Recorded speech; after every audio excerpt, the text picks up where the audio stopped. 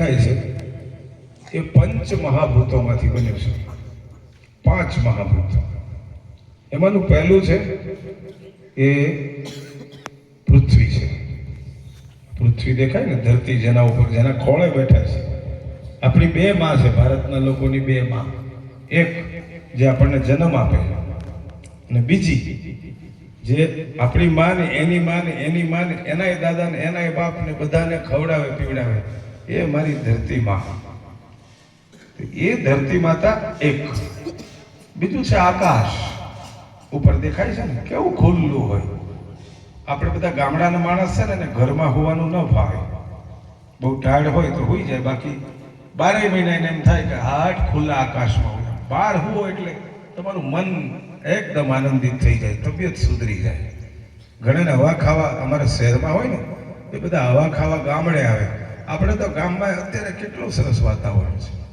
એને કેસુડો, પેલો ખાખેડાના ફૂલ આવ્યા છે ને, એને વેચાતા લેવા પડે. આપણે તો દરેક ઘરમાં કેસુડો છે. તમે જુઓ કેવી સરસ રંગોળી ભગવાને. તો એ આકાશ એક તત્વ છે, એક પૃથ્વી તત્વ છે.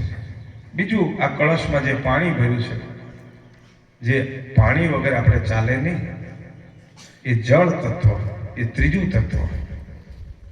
ચોથું તત્વ છે વાયુદેવ.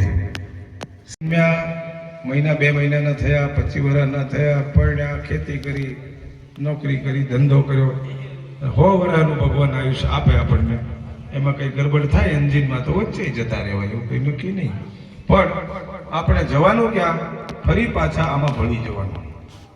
આપણો દીકરો હોય એ આપણા મોઢામાં અગ્નિ મૂકે અને એ જળથી કુંડાળું કરે, ધરતી ઉપર હુવાડે, આકાશ નીચે. 5 તત્વોને આપણી કાયા, આપણું શરીર એ અર્પણ કરવામાં આવે. અને અગ્નિદેવ अपना इस शरीर में जहाँ तेरे अपने साथ छोड़ देंगे वहाँ मैं तेरे साथ खड़ा रहूंगा।